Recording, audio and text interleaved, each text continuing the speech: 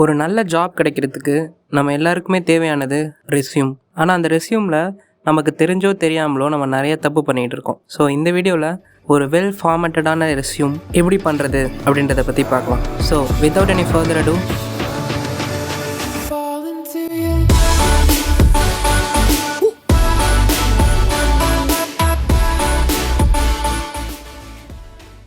இப்போ பொதுவாக எல்லா how to make a resume வீடியோஸில் நீங்கள் பார்த்தீங்க அப்படின்னா டிஸ்கிரிப்ஷனில் நான் ஒரு லிங்க் கொடுத்துருக்கேன், அந்த லிங்க்கில் ஒரு ஃபார்மேட் இருக்குது, அதில் போய் நீங்கள் ரெஸ்யூம் பண்ணிக்கோங்கன்னு சொல்லுவாங்க.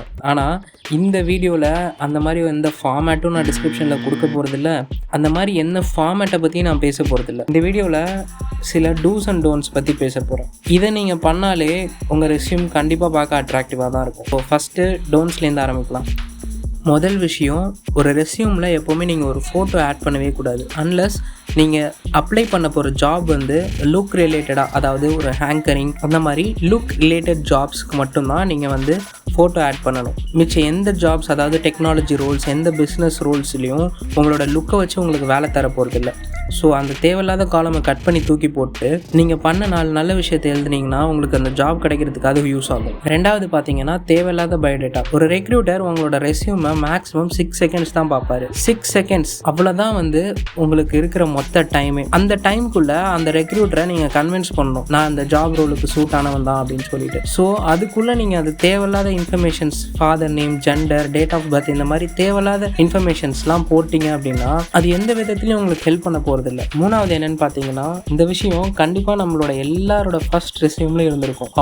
ஹாபிஸ் போடுறது தப்பு இல்லை, ஆனால் நம்ம ஜாபுக்கு அது எந்த விதத்தில் ரிலேட்டடாக இருக்கணும். அன்ரிலேட்டட் ஹாபிஸ் எதுவுமே போடக்கூடாது. நம்ம பசங்க என்ன பண்ணுவானுங்க, ஹாபிஸ்னு ஒரு காலமை போட்டு பிளேயிங் கிரிக்கெட், பிளேயிங் ஃபுட்பால், வாட்சிங் மூவிஸ், ரீடிங் புக்ஸு. அடுத்தது என்னென்னு பார்த்தீங்கன்னா பஸ்வேர்ட்ஸ் அண்ட் கிளீச்சஸ். இப்போ பஸ்வேர்ட்ஸ் அண்ட் கிளீச்சஸ்னால் நீங்கள் என்னென்னு தெரிஞ்சுக்கணுன்னா சிம்பிளாக கூகுளில் போயிட்டு ரெஸ்யூம் பஸ்வேர்ட்ஸ் அண்ட் கிளீச்சஸ்ன்னு சர்ச் பண்ணி பாருங்கள். ஒரு லிஸ்ட்டு வரும். அந்த லிஸ்ட்டில் இருந்து ஒரு வேர்டை கூட நீங்கள் உங்கள் ரெஸ்யூமில் யூஸ் பண்ணக்கூடாது. இப்போ ஒருத்தன் ஒரு டொமைனில் அப்போ தான் ஃபஸ்ட்டு வேலைக்கு அப்ளை பண்ணுவான். ஆனால் அவனோட ரெஸ்யூமில் எக்ஸ்பீரியன்ஸ்ட், இன்னோவேட்டிவ், கிரியேட்டிவ் அப்படின்லாம் சொல்லுவானுங்க. இது எப்படி தெரியுமா இருக்குது? நம்ப மாட்டேங்கிறேன், நான் ஜெயிலுக்கு போகிறேன் எல்லாரும் பார்த்துக்க, நானும் பெரிய ரவுடி தான். இப்போது நீங்கள் உண்மையாகவே எக்ஸ்பீரியன்ஸ்டாக இருக்கீங்க அப்படின்னா அதை நீங்கள் எக்ஸ்பீரியன்ஸ்னு போட்டு தான் சொல்லணும்னு அவசியம் இல்லை.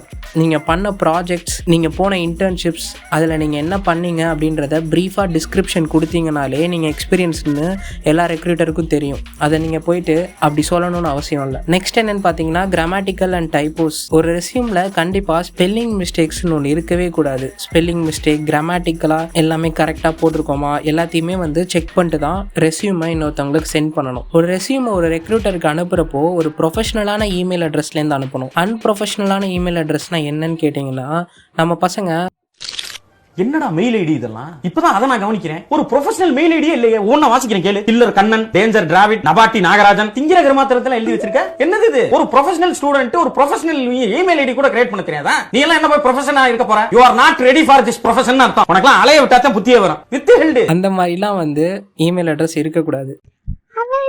சின்ன வீடியோக்கு பிடிச்சிருந்தா லைக், ஷேர், கமெண்ட், சப்ஸ்கிரைப் பண்ணுங்க ஃப்ரெண்ட்ஸ்.